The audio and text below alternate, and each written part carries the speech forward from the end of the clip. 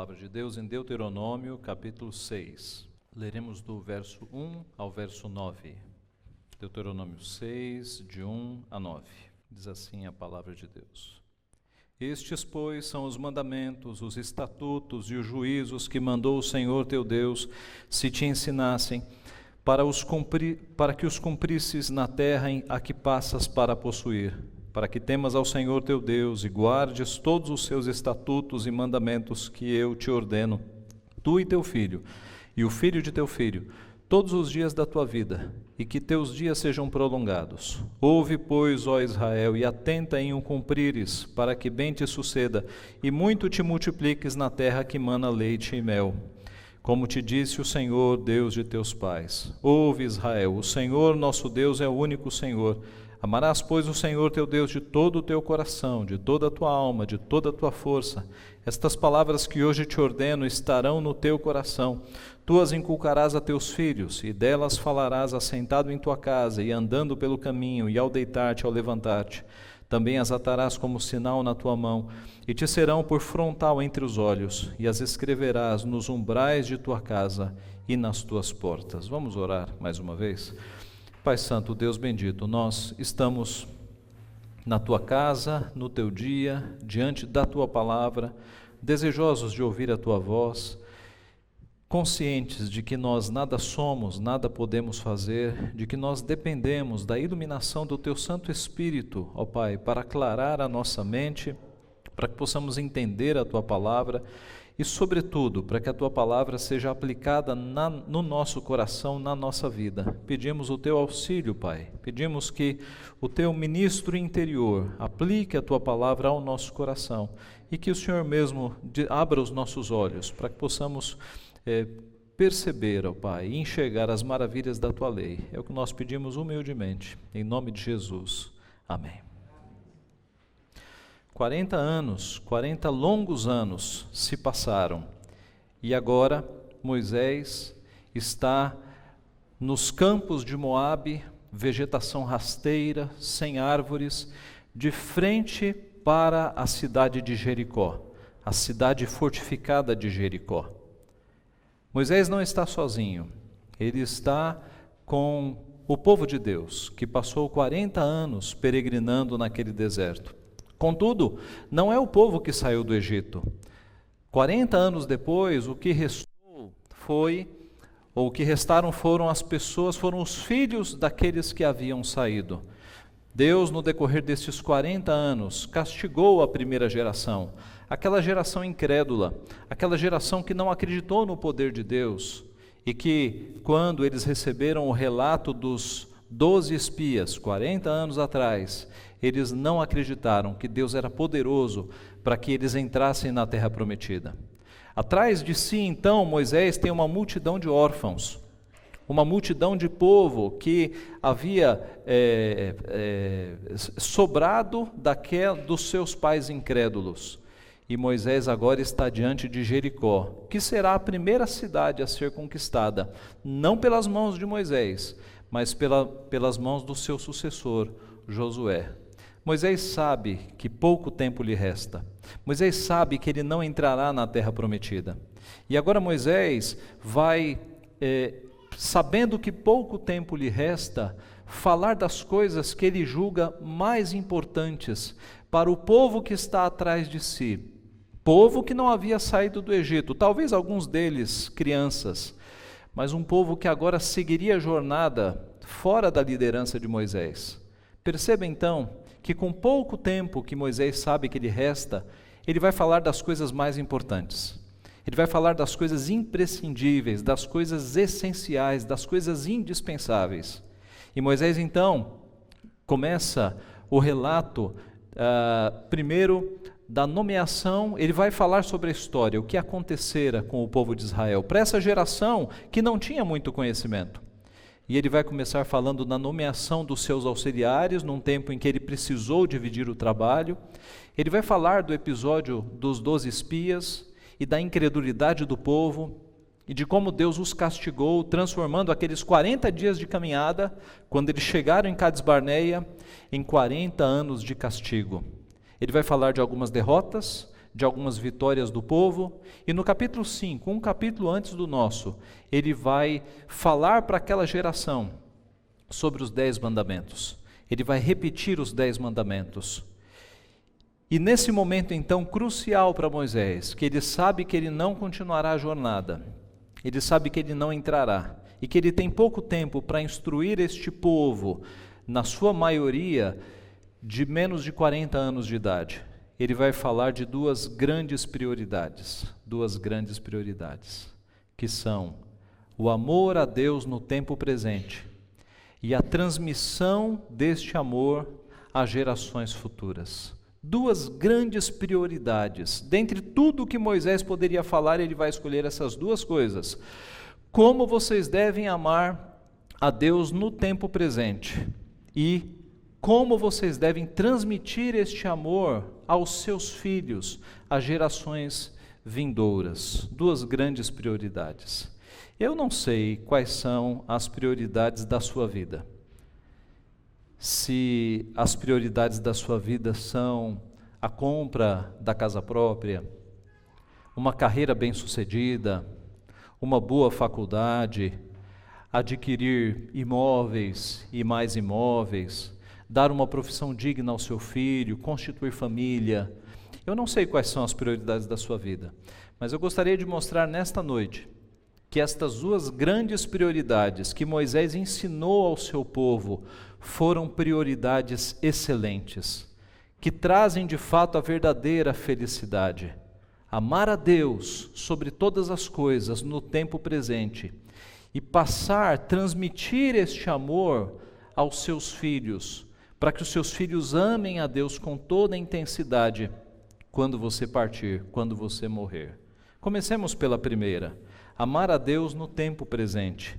Do verso 1 ao verso 5, nós temos esta instrução. E no versículo 4 nós lemos: ouve Israel, o Senhor nosso Deus é o único Senhor. Você deve reparar na sua Bíblia que a palavra Senhor aparece aqui 2 vezes com a letra maiúscula. Todas as vezes que a palavra Senhor aparece com todas as letras maiúsculas, é uma referência ao Deus da aliança. Deus tem vários nomes. Deus é chamado na Bíblia de Elohim, de Adonai, de El Shaddai, mas aqui é a palavra Yahvé, que é traduzida em algumas versões da nossa Bíblia como Jeová ou como Javé. Deus tem vários nomes porque cada nome aponta para uma excelência do seu ser. E quando o nome Senhor, com todas as letras maiúsculas, que é Yahvé, é usado, e usado repetidamente, é que o autor está chamando a atenção de que aquele povo, ele serve o Deus da aliança. É um Deus que fez um pacto com o seu povo. É a lembrança de que nós não estamos sozinhos neste mundo, mas Deus fez um pacto de sangue conosco. Um pacto que garante a nossa preservação, a nossa salvação. A melhor figura que nós temos para falar de aliança é a figura do casamento. No casamento, uma aliança é firmada. Não é à toa que esse anel que nós usamos na mão esquerda se chama aliança. É um reflexo da aliança que Deus fez com o seu povo, de forma que os pais devem permanecer casados, porque o casamento reflete uma aliança cujo Deus não nos abandona. Ou, em outras palavras, o marido não deve abandonar a esposa, e a esposa não deve abandonar o marido, porque Deus não abandona o seu povo. Deus firmou uma aliança conosco, aliança que garante que Ele nunca nos abandonará. E se você está num casamento que é uma aliança, você deve, antes de pensar num divórcio, lembrar-se que Deus nunca te abandona, por isso você não pode quebrar uma aliança. Isso é refletido nas palavras de Cristo, quando Ele diz: não separe o homem aquilo que Deus uniu. Aquilo que Deus uniu, não separe o homem, porque foi uma aliança firmada por Deus, tendo Deus como testemunha. Esta aliança que é feita entre Deus e o seu povo deve gerar em nós uma atitude que está muito clara no versículo 5. Amarás, pois, veja o conectivo pois, explicativo aqui. Por isso, amarás o Senhor teu Deus de todo o teu coração, de toda a tua alma e de toda a tua força. Porque nós temos um Deus que firmou uma aliança conosco, é que nós devemos amá-lo de todo o nosso coração, de toda a nossa alma e de toda a nossa força. Mas o que é amar? O que é amar? Amar, meus irmãos, é muito mais do que um sentimento. Na verdade, na Bíblia, amar revela uma atitude. A ideia é que Deus não teve no céu, na eternidade, pensamentos românticos a nosso respeito. Deus nos amou e mandou o próprio Filho para morrer no nosso lugar. Isso é amor, é atitude. E isso fica muito claro no livro de Deuteronômio. Avance algumas páginas para o capítulo 10 e veja comigo o verso 12 e o verso 13 do capítulo 10. Observe a ligação entre amor e mandamento, entre amor e guardar o mandamento. 10, 12 e 13. Agora, pois, ó Israel, o que é que o Senhor requer de ti? Não é que temas o Senhor teu Deus, e andes em todos os seus caminhos, e o ames, e sirvas ao Senhor teu Deus de todo o teu coração e de toda a tua alma, para guardardes os mandamentos do Senhor e os seus estatutos que hoje te ordeno para o teu bem? Como é que nós amamos a Deus? Guardando os seus mandamentos. Veja o capítulo 11, verso 1, 13 e 22. Verso 1. Amarás, pois, o Senhor teu Deus, e todos os dias guardarás os seus preceitos e os seus estatutos, os seus juízos e os seus mandamentos. Verso 13. Se diligentemente obedecerdes a meus mandamentos que hoje vos ordeno, de amar o Senhor vosso Deus e de o servir em todo o vosso coração e de toda a vossa alma. E veja o verso 22. Porque se diligentemente guardardes todos estes mandamentos que vos ordeno, para os guardardes, amando o Senhor vosso Deus, andando em todos os seus caminhos, e a Ele vos achegardes, o Senhor desapossará todas essas nações. E segue o texto. Irmãos, amar é obedecer ao Senhor. É muito fácil na igreja nós cantarmos cânticos e hinos dizendo que nós amamos a Deus. E isso é válido, mas a verdadeira prova de amor é quando nós obedecemos ao Senhor, é quando nós o obedecemos. Note que quando Moisés fala sobre isso, que a grande prioridade é que nós devemos amar ao Senhor de todo o nosso coração, de toda a nossa alma e de toda a nossa força, e ele associa isso com a obediência nos primeiros versículos. Estes, pois, são os mandamentos, os estatutos e os juízos que mandou o Senhor teu Deus, se te ensinassem para os cumprires. Nós devemos nos lembrar que no capítulo 5, um capítulo antes, ele falou para aquela geração de órfãos sobre os 10 mandamentos. Então, como é que nós amamos a Deus? Guardando os mandamentos, obedecendo a sua palavra. De modo que se eu amo ao Senhor, eu não terei outros deuses além do meu Deus. Se eu amo ao Senhor, eu não vou buscar refúgio em outras coisas que não sejam Deus. Se eu amo ao Senhor, eu vou buscar refúgio na oração. Eu não vou buscar segurança e refúgio na bebida, no cigarro, no entretenimento, na imoralidade, nas compras, na velocidade. Eu não vou tentar buscar refúgio para minha alma, para minha ansiedade, em coisas que não são o Senhor. Se eu amo ao Senhor, eu não terei outros deuses além dele. Se eu amo ao Senhor, eu não cultuarei a Deus com imagens, e nem com qualquer outra coisa que não esteja prescrita na palavra. Se eu amo o Senhor, eu não tomarei o nome dele em vão, mas eu guardarei o nome dele para coisas santas, para coisas sagradas. Se eu amo ao Senhor, eu guardarei o dia do descanso, o 4º mandamento.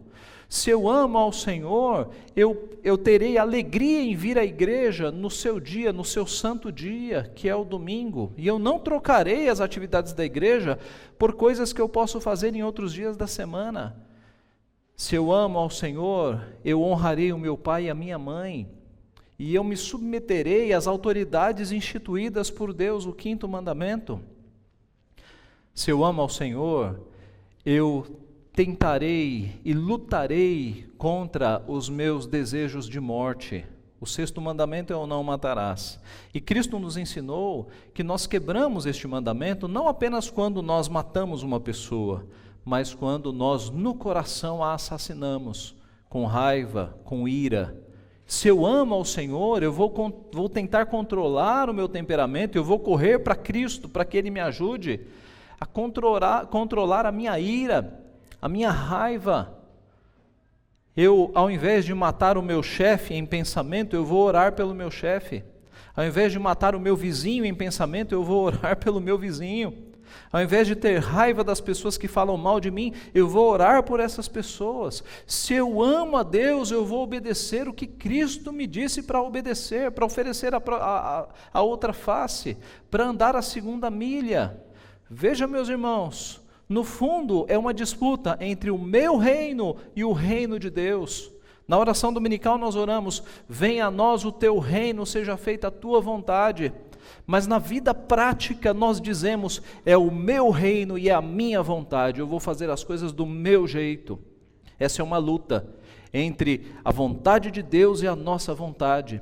Se eu amo a Deus, eu nego a mim mesmo e eu obedeço à vontade de Deus. A minha vontade é esganar o chefe, a minha vontade é falar mal de quem fala mal de mim. Mas se eu amo a Deus, eu vou orar por essas pessoas, eu vou dar a outra face, eu vou agir como Cristo me ensinou que eu devo agir. Se eu amo a Deus, eu vou controlar os meus pensamentos de lascívia, o não adulterarás. Se eu amo a Deus, eu vou me afastar das pessoas que podem ser uma tentação no meu trabalho, por exemplo, para que eu caia em tentação. Se eu amo a Deus, eu vou controlar a minha mente, os meus pensamentos, para ter pensamentos puros. Se eu amo a Deus, eu não vou assistir séries e filmes que são imorais, que podem gerar em mim pensamentos adúlteros. Se eu amo a Deus, eu farei como o salmista Davi, no Salmo 101, verso 2, verso 3, não porei coisa injusta diante dos meus olhos. Se eu amo a Deus, o 8º mandamento: eu não furtarei. Se eu amo a Deus, eu controlarei o meu desejo de querer o que é do próximo, a minha tendência de querer ganhar dinheiro de modo fácil, a minha tendência tão brasileira de dar jeitinho nas coisas, de comprar sem nota, de comprar produtos piratas, de burlar o imposto de renda, de dar um jeitinho nas senhas de Netflix, celular, etc, etc, etc. Se eu amo ao Senhor, eu vou andar com integridade, com honestidade. Eu não vou ficar tentando falsificar coisas e andar de uma forma desonesta, roubando o meu próximo.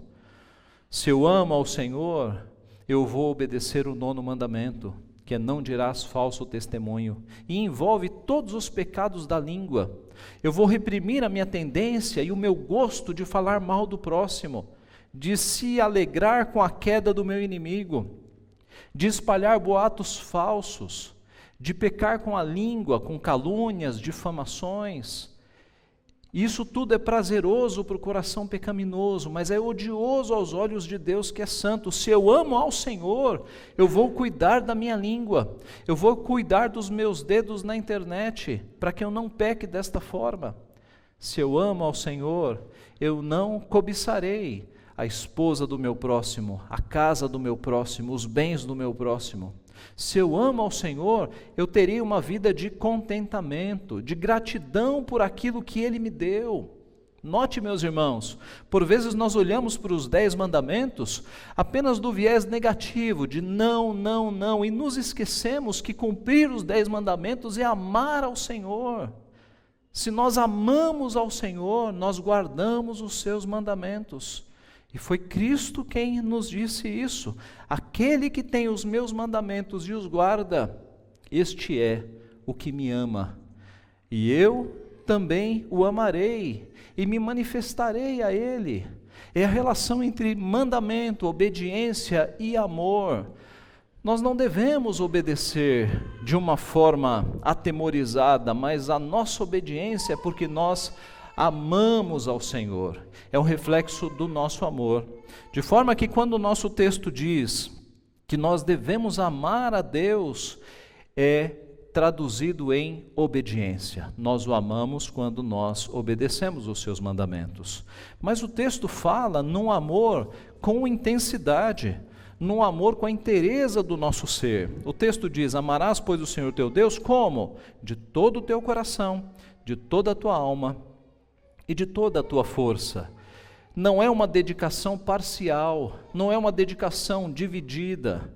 Nós temos um exemplo claro na Escritura, quando Deus disse, quando Cristo, que é nosso Deus, disse: ninguém pode servir a dois senhores, porque ou há de aborrecer-se de um e amar o outro, ou se devotará a um e desprezará o outro.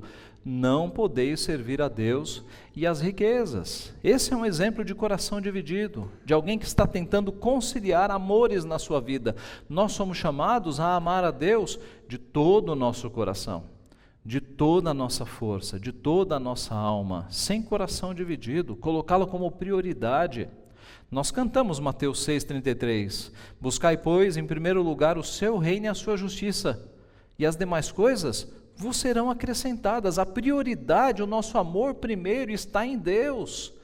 As outras coisas Deus acrescentará quando nós atingirmos o alvo, que é amá-lo de todo o nosso coração, de toda a nossa força. Moisés está ensinando aquela geração de órfãos, aquela segunda geração, que eles deveriam amar a Deus, obedecer os seus mandamentos, amá-lo de todo o coração, de toda a força, de toda a alma. E nós temos que aprender esta lição, meus irmãos, que amar é obedecer, e que amar não é com o coração dividido, é com todo o nosso coração, é depositando todo o nosso ser diante do trono de Deus. Esta é a primeira parte. A grande prioridade que Moisés quis passar para aquela segunda geração foi: amem a Deus no tempo presente, com toda a inteireza do seu ser. A segunda grande prioridade que Moisés quis imprimir naquele povo foi: transmitam este amor às gerações futuras. A partir do verso 6 nós lemos isso. Estas palavras que hoje te ordeno estarão no teu coração. Que palavras? Que palavras que deveriam estar no coração deles? Verso 4 e 5. Ouve, Israel, o Senhor nosso Deus é o único Deus, é o único Senhor. Amarás, pois, o Senhor teu Deus de todo o teu coração, de toda a tua alma e de toda a tua força. Estas palavras estarão no teu coração e vocês passarão isso aos seus filhos. Tu as inculcarás, verso 7, a teus filhos. A palavra inculcar aqui, ela é literalmente pressionar. Dá-se a ideia de uma impressão, de você pegar a lei de Deus e colocar diante da criança para que a marca da lei de Deus fique na criança. Em português ficou inculcar, que dá essa ideia de colocar na cuca, mas poderia ser traduzido como pressionar, modelar, gravar, imprimir. É a ideia de uma educação que passe para a criança o amor que está no teu coração, o amor a Deus. A lição é que Deus é o único Deus e Ele deve ser amado, obedecido de todo o coração. Essa lição é que deveria ser impressa na geração seguinte. Mas como?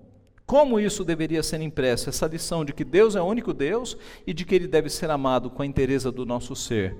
Mostrando que há um Deus e que a nossa vida deve ser de obediência. Meus irmãos, em termos práticos, como é que você ensina a tua criança que só há um Deus neste mundo?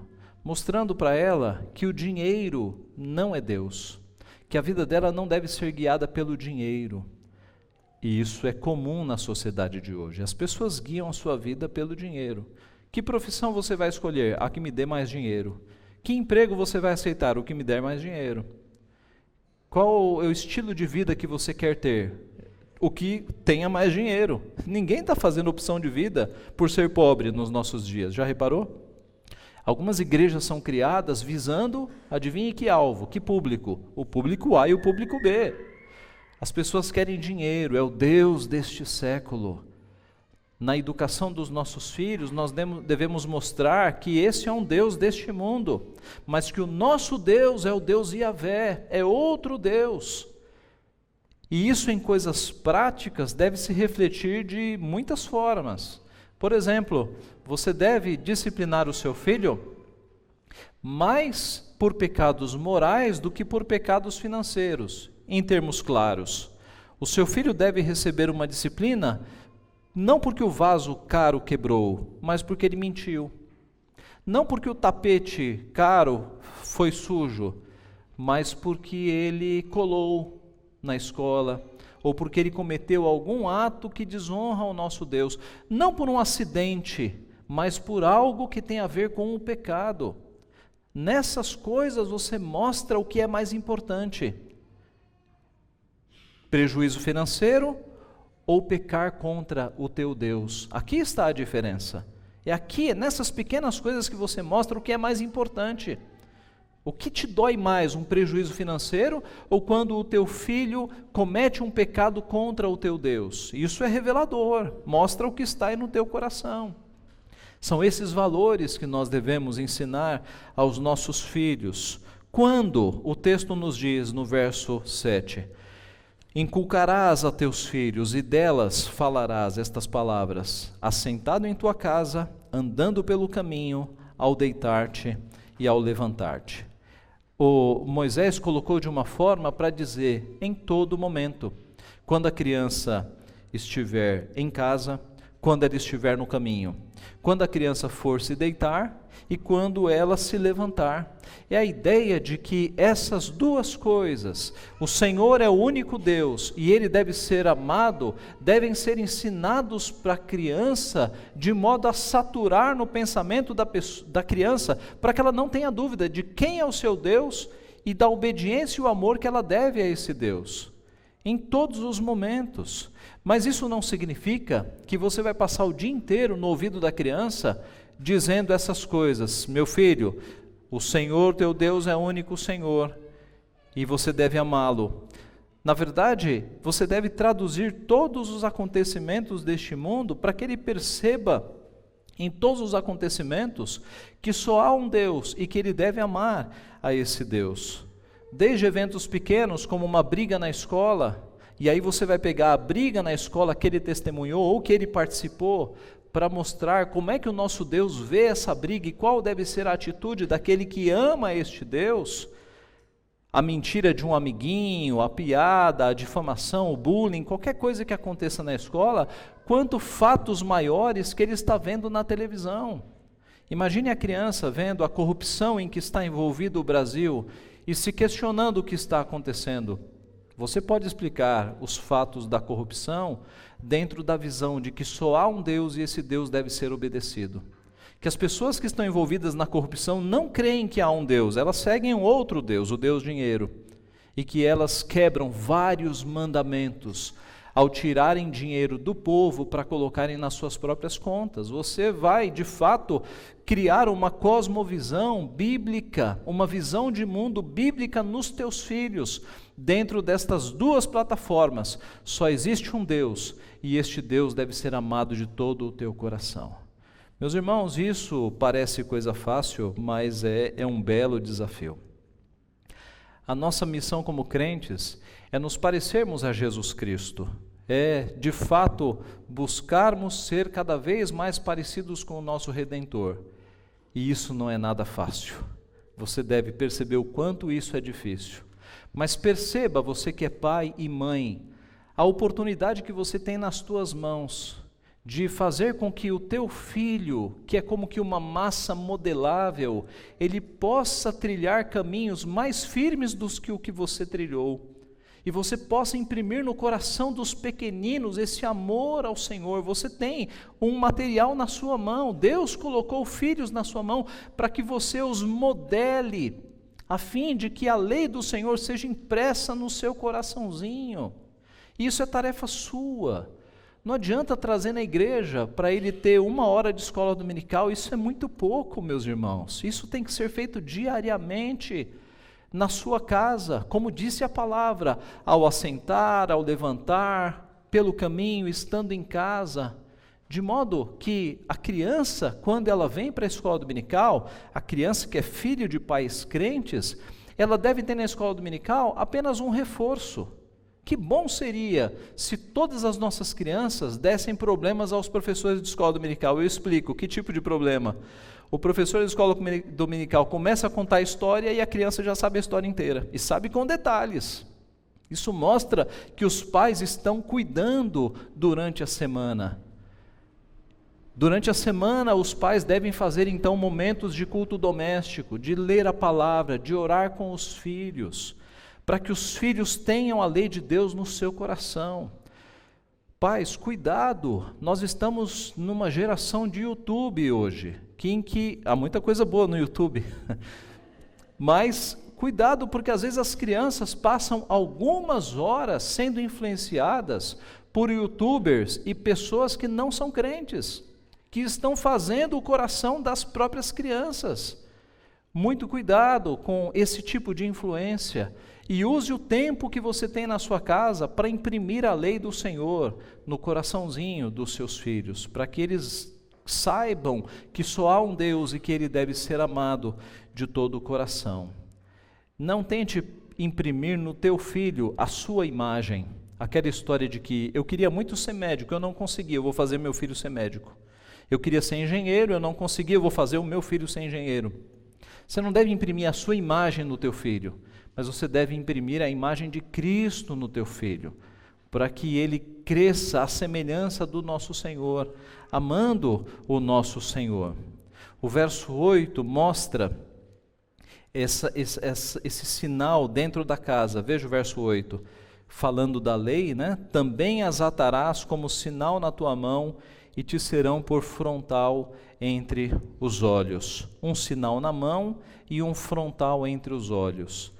Os judeus, séculos mais tarde, interpretaram isso aqui literalmente, e eles criaram os chamados filactérios, que são caixinhas com pedacinhos da lei enrolados, em que eles colocavam, né, amarrados no pulso e amarrados aqui na testa, para ficar entre os olhos.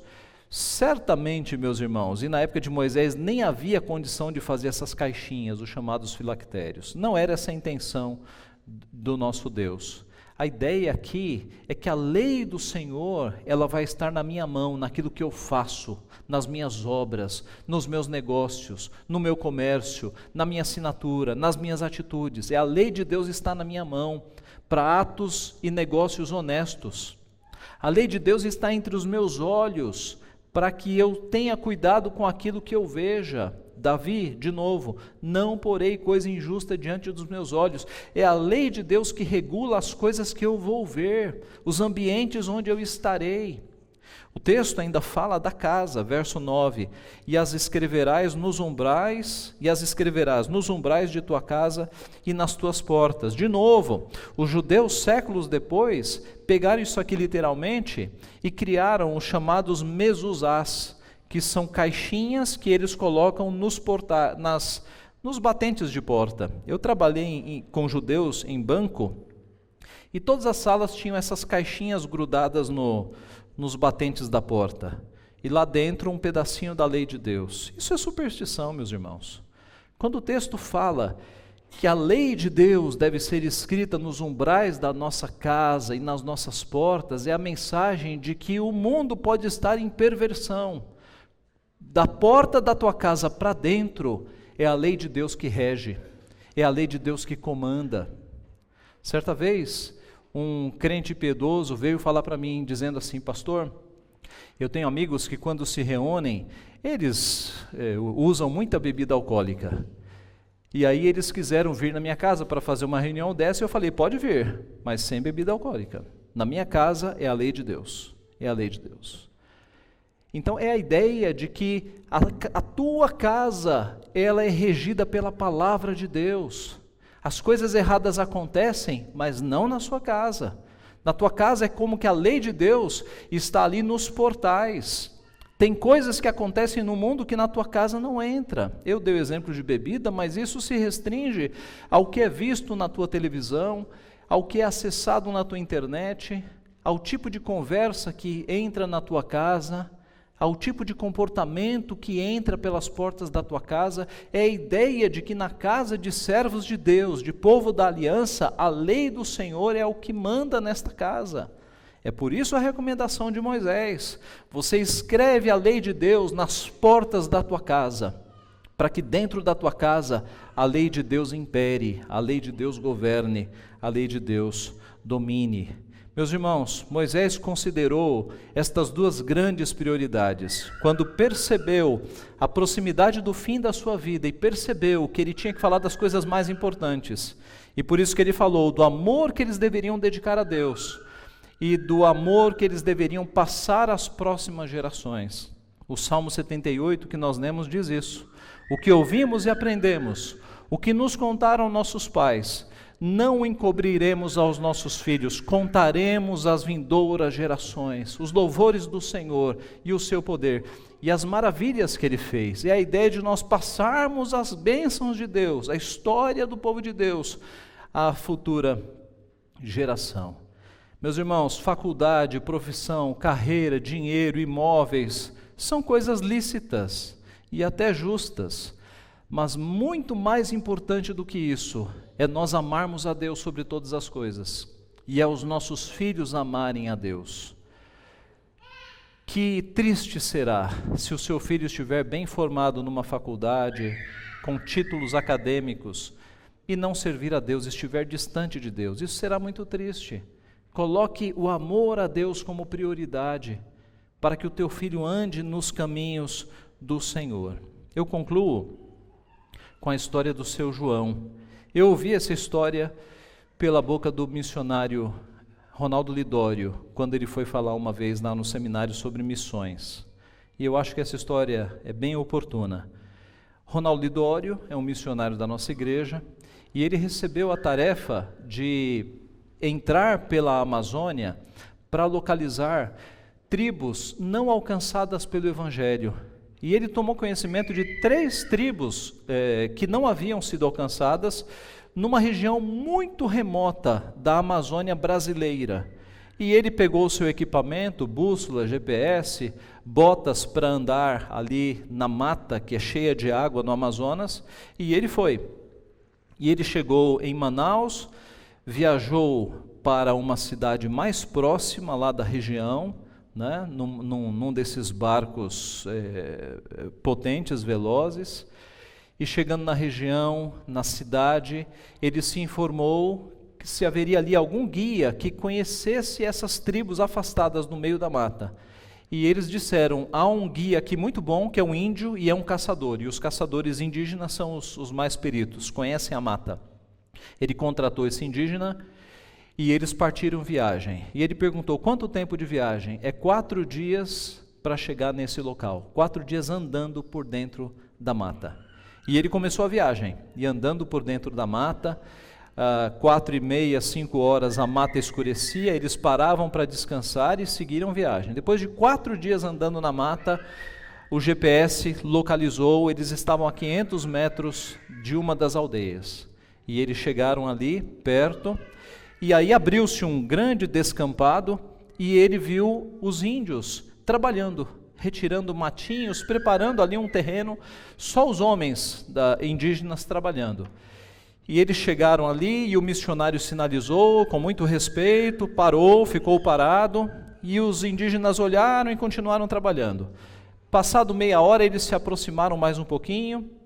O guia, que era índio, ele fez a tradução, era uma língua ali indígena que era comum, e eles foram se aproximando. E quando chegaram bem perto, o missionário falou: o que vocês estão fazendo aí? E eles disseram: estamos preparando um culto, hoje à noite haverá um culto aqui. E aí ele ficou admirado, porque nas estatísticas, aquela região não tinha sido alcançada pelo Evangelho. E ele falou: um culto. E eles falaram: nós somos crentes, você não é crente não? E o Ronaldo Lidório: não, eu sou um missionário. E aí ele perguntou: mas escuta, que missão que passou por aqui? E eles falaram: missão? Nenhuma missão. Que missionário que evangelizou vocês? Não, nenhum missionário. Como é que vocês conhecem a Cristo? Ah, foi o seu João. O seu João nos falou sobre Cristo. Mas quem é esse seu João? Onde é que ele está? Ele é um pescador, é um ribeirinho, sigam essa trilha que vocês vão encontrar a casa do seu João. E aí eles seguiram, né? E o seu João morava numa dessas casas flutuantes, né? Feitas em cima de troncos, que se a maré sobe, a casa sobe. E chegando lá, Ronaldo Lidório diz que ele chegou uma casa muito velha, né, com madeiras assim, nada novas. Ele olhou pela janela daquele quarto de 4x3 e ele viu lá 4 redes penduradas, redes bem velhas, uma cadeira quebrada no chão e uma panela. E um senhor sentado no chão com a Bíblia, lendo a Bíblia com muita dificuldade. Aí ele bateu na porta, esse senhor foi lá atendê-lo e era o seu João. E o senhor tomou um susto e falou: quem é o senhor? Ele falou: não, eu sou o pastor Ronaldo, eu sou missionário e eu vim visitar o senhor, seu João. Aí ele falou: só um minutinho. Saiu e foi na outra janela e deu um grito para a esposa, Dona Maria: Maria, traz as crianças porque chegou aqui um verdadeiro missionário.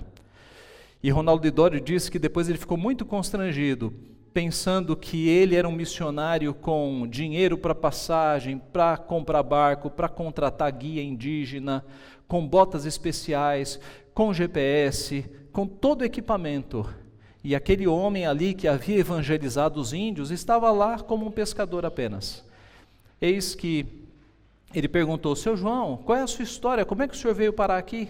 E ele falou: pastor, eu participei de um congresso missionário logo que eu me converti, e o pastor do congresso falou que nós deveríamos pregar o evangelho onde ele ainda não havia sido pregado.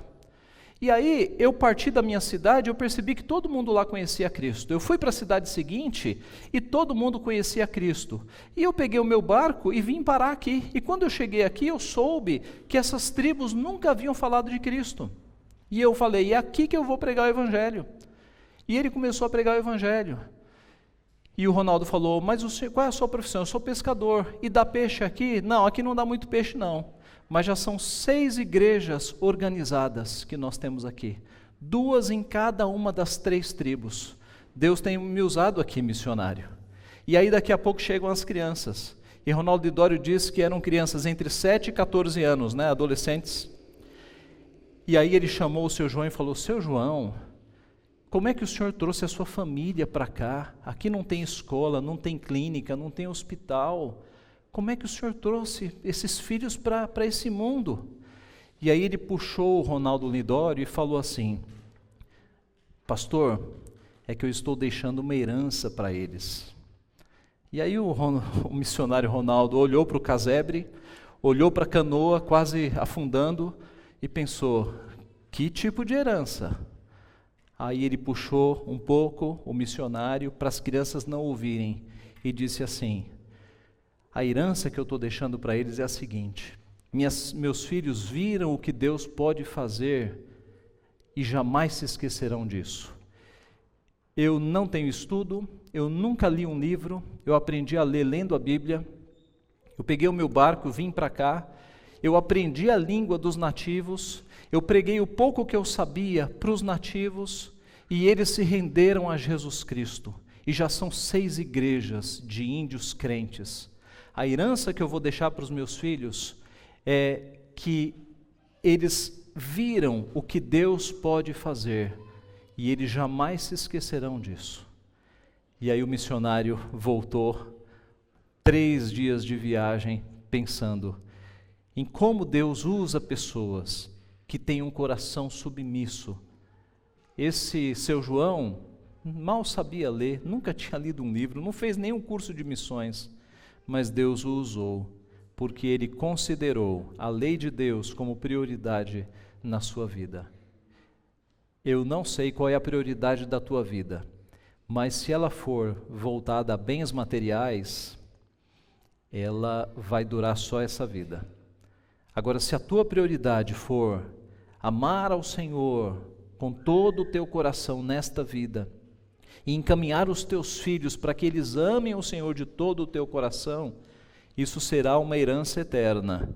Isso não acaba nessa vida, isso vai te acompanhar pela eternidade. Que essa seja a prioridade da sua vida. Que Deus nos abençoe. Amém.